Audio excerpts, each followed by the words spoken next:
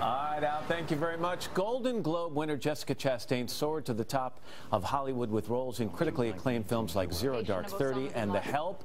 In her latest, The Disappearance of Eleanor Rigby, she stars as a wife whose marriage is put to the test after a tragedy. Take a look. I'm okay. Is it okay to be okay? Yeah. Be okay all you want.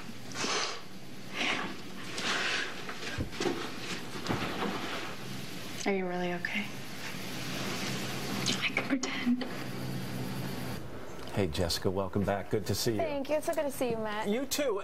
Get your attention right off the bat this movie. First, you skip out on the check in a restaurant, all right? And I do not condone that kind of behavior. I was going to say, let's a disclaimer there. I was a waiter for so long. It is the rudest thing to do. It's Hollywood, it's fiction. Do not do it. All right, then you go on a bike ride. I'm not going to give anything away here, but that sets this movie in motion. How do you describe this film? I see it as a love story, but I see it as kind of a grown-up one because it's this couple who kind of grew up together and had these frivolous problems, and then tragedy strikes them, and they have to figure out how to deal with it, and can they love the other person enough to let them deal with it on their own. And yes, she's named Eleanor Rigby. Yes. Her parents were, yes, Beatles fans. The way I understand it, this movie was originally shot as 2 separate movies. Yes. Okay, and then edited together, and now there are technically 3 films. All right, were you a fan of this? Well, yes. Originally, I was scared, but I talked a long talk with the director, and I actually really liked what they put together with the edited version. And you know, it's both James and I, and it comes out this weekend. And if you want to see a more in-depth profile of the characters, then we have him and her other films coming out a month later. Yeah, the audience has choices here, exactly, which is nice. Do you mind if I talk to you about your career right now? Okay. I want to make an interesting analogy, I think. It seems to me every time you take on a role right now, you are singled out for praise. You get great critical acclaim. Is it in some ways like an athlete who gets in a zone? Do you feel like you're in a zone with your acting right now?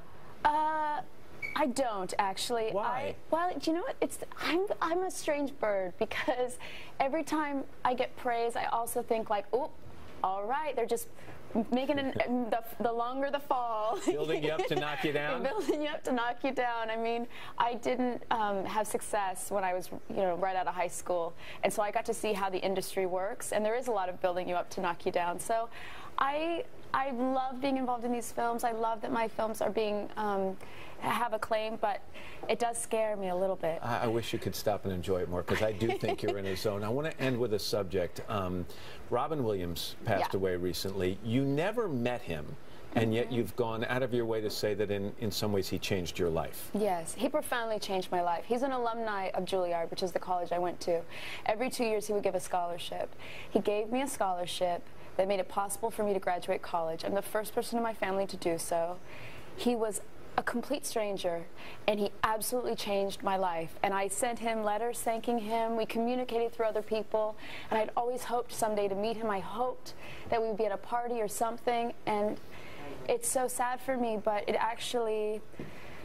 inspires me to try to continue his legacy of generosity. Are you trying to do that at Juilliard? Yeah, I want to continue this, maybe get the Robin Williams Foundation to continue the scholarship in his name, because it's such a beautiful thing that he did.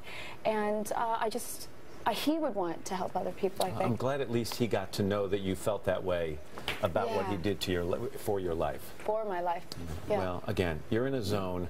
Keep it up. Matt. And this is great. This is called The Disappearance of Eleanor Rigby. It opens in New York and Los Angeles on Friday, then nationwide on the 19th of this month. And Jessica's co-star, James McAvoy, will be here tomorrow. Up next, we're celebrating 60 years of Guinness World Records.